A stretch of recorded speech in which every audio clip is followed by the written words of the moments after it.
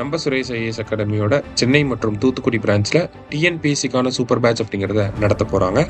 இந்த டிஎன்பிஎஸ்சிக்கான சூப்பர் பேட்ச்சில் வெறும் 50 பேர் மட்டும்தான் செலக்ட் பண்ண போகிறாங்க. இந்த 50 பேரில் நீங்களும் ஒருத்தராக வரணும் அப்படின்னா மே 7ஆம் தேதி நடக்கக்கூடிய ஹைப்ரிட் என்ட்ரன்ஸ் டெஸ்ட்டு நீங்கள் கிளியர் பண்ணணும். அதை கிளியர் பண்ணதுக்கப்புறமா உங்களை பர்சனல் இன்டர்வியூ வச்சு செலக்ட் பண்ண போகிறாங்க.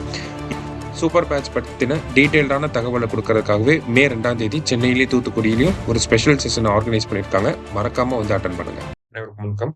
நம்ம டெய்லியும் prelims and mains point of வியூல கரண்ட் அஃபேர்ஸ் கொஸ்டின்ஸ்ல முக்கியமானதை பார்த்துட்டு இருக்கோம். ஸோ இன்னைக்கு பார்ப்போம். First one, which of the following has emerged as top state in marine fish landings அப்படின்னு சொல்லி கேட்டிருக்காங்க. கடல் மீன் பிடிப்பில் பின்வருவனவற்றுள் எந்த மாநிலம் முதலிடத்தை பிடித்துள்ளது அப்படின்னு சொல்லி கேட்டிருக்காங்க. ஸோ பொதுவாக வந்து பார்த்தீங்கன்னா குஜராத் தான் வந்து இந்த கடல்ல போய் மீன் பிடிச்சிட்டு வர்றது அதிகமாக பண்ணுவாங்க. ஓகேவா? இந்த வருஷம் பார்த்தீங்கன்னா தமிழ்நாடு அதிகமாக பண்ணியிருக்காங்க. ஸோ ஆப்ஷன் சி தமிழ்நாடு அப்படிங்கிறது தான் கரெக்ட் ஆன்சர். கிட்டத்தட்ட 6.85 லட்சம் டன் மீன்களை 2025 தமிழ்நாடு பிடிச்சிருக்காங்க. சரியா? ஸோ அது வந்து இந்தியாவிலே டாப் நம்ம தான். தமிழ்நாட்டில் டாப் யாருன்னா கன்னியாகுமரியில அதிகமான மீன் பிடிச்சிருக்காங்க. சரியா? அடுத்தது, which invasive species will be used in India's first green methanol plant to produce green methanol அப்படின்னு சொல்லி கேட்டிருக்காங்க.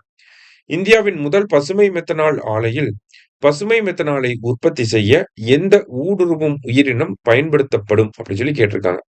இந்தியாவோட கிரீன் மெத்தனால் பிளான்ட் எங்க வரப்போகுதுன்னா குஜராத்தோட கண்ட்லா அப்படிங்கிற ஒரு நகரம் இருக்கு இல்லையா, அங்கதான் வரப்போகுது. அங்க கிரீன் மெத்தனாலை ப்ரொடியூஸ் பண்ண போறாங்க. இந்த கிரீன் மெத்தனால் பொறுத்த வரைக்கும் பாத்தீங்கன்னா இந்த ஷிப்பிங் ஃபியூவலா, கப்பல்களுடைய ஃபியூவலா கிரீன் ஃபியூவலா வந்து பயன்படுத்திக்குவாங்க. ஸோ அந்த கிரீன் மெத்தனால ப்ரொடியூஸ் பண்றதுக்கு எந்த இன்வேசிவ் ஸ்பீசிஸை யூஸ் பண்ண போறாங்கன்னா ப்ரோசோபிஸ் ஜூலிஃப்ளோரா அப்படிங்கிற இந்த சீமை கருவேல மரங்கள்ல பயன்படுத்த போறாங்க. குஜராத் ரீஜன், அதுவும் குறிப்பா இந்த ரான் ஆஃப் கட்ச், கண்ட்லா அந்த ரீஜன்ல எல்லாம் பாத்தீங்கன்னா ஏகப்பட்ட சீமை கருவேல மரங்கள் இருக்கும். அதை அப்படியே யூட்டிலைஸ் பண்ண போறாங்க. சரியா? அடுத்தது, the primary forest fire season in Western Ghats அப்படின்னு சொல்லி கேட்டிருக்காங்க. மேற்கு தொடர்ச்சி மலையில் முதன்மையான காட்டுத்தீ பருவம் எது அப்படின்னு சொல்லி கேட்டிருக்காங்க. ஸோ மேற்கு தொடர்ச்சி மலையை பொறுத்த வரைக்கும் பார்த்தீங்கன்னா இப்போ ரீசெண்டாக நீலகிரி அந்த சைடில் வந்து பார்த்தீங்கன்னா ஒரு ஃபாரஸ்ட் ஃபயர் ஏற்பட்டு இப்போதான் கொஞ்சம் கொஞ்சமாக அது வந்து இந்த ஃபயரை டவுஸ் பண்ணிட்டு இருக்காங்க. ஸோ இந்த பொதுவாக ஒரு காலகட்டத்தில் ஃபாரஸ்ட் ஃபயர் அதிகமாக வரும் அப்படிங்கிற ஒரு கணக்கு இருக்கு இல்லையா? ஸோ அது எந்த சீசன் அப்படின்னு சொல்லி பார்த்தீங்கன்னா பிப்ரவரி டு மே சீசன் தான். சம்மர், பீக் சம்மர் சீசன்ல தான் வந்து என்ன பண்ணுவாங்க, இந்த ஃபாரஸ்ட் ஃபயர் அப்படிங்கிறது கொஞ்சம் அதிகமாக இருக்கும் western காட்ஸ்ல, February to May.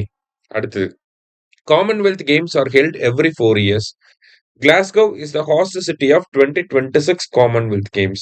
Medals for 2026 Games were designed by Milica Malenkova அப்படின்னு சொல்லி கொடுத்திருக்காங்க. அதாவது காமன்வெல்த் போட்டிகள் 1930ஆம் ஆண்டுல இருந்து நடைபெற்றுட்டு வருது. இந்த காமன்வெல்த் போட்டிகளை பொறுத்த வரைக்கும் பாத்தீங்கன்னா 4 ஆண்டுகளுக்கு ஒரு முறை இந்த காமன்வெல்த் போட்டிகள் நடக்கும். அப்ப ஃபர்ஸ்ட் ஸ்டேட்மெண்ட் கரெக்ட் தான். இந்த 2026 காமன்வெல்த் போட்டிகள் எங்க நடக்க போகுதுன்னா கிளாஸ்கோ அப்படிங்கிறது ஸ்காட்லாண்டுடைய தலைநகரம். 2030 தான் இந்த காமன்வெல்த் போட்டிகள் இந்தியாவில் அகமதாபாத்ல நடக்கும். சரியா? மூணாவது statement, medals for the 2026 games were design by Militsa Melankova. So இந்த 2026ஆம் ஆண்டுக்கான அந்த காமன்வெல்த் கேம்ஸ்க்கான இந்த மெடல் இருக்கும் இல்லையா, அதை டிசைன் பண்ணது யாருன்னா மிலிட்சா மெலன்கோவா. அந்த மெடல்ல பாத்தீங்கன்னா பிரெய்லி ஃபீச்சர்ஸோட சேர்த்து டிசைன் பண்ணியிருக்காங்க.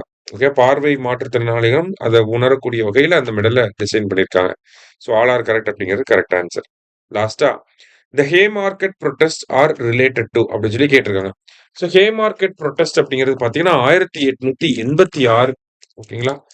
1886 மே 1 வந்து பாத்தீங்கன்னா இந்த ஹே மார்க்கெட் ப்ரொட்டஸ்ட் அப்படிங்கிறது யூஎஸ்ல சிகாகோல வந்து நடந்திருக்கும். சிகாகோ சிட்டில வந்து நடந்திருக்கும் ஹே மார்க்கெட் ப்ரொட்டஸ்ட் அப்படிங்கிறது. அங்க வந்து ஒர்க்கர்ஸ் எல்லாம் என்ன பண்ணிருப்பாங்கன்னா working conditions, 8 hour working limit, wages increase பண்ணணும், இந்த மாதிரியான கோரிக்கைகளை வச்சு ப்ரொட்டஸ்ட் பண்ண ஆரம்பிச்சிருப்பாங்க. அதுக்கப்புறம் அது வயலண்டா மாறிடும். சரியா?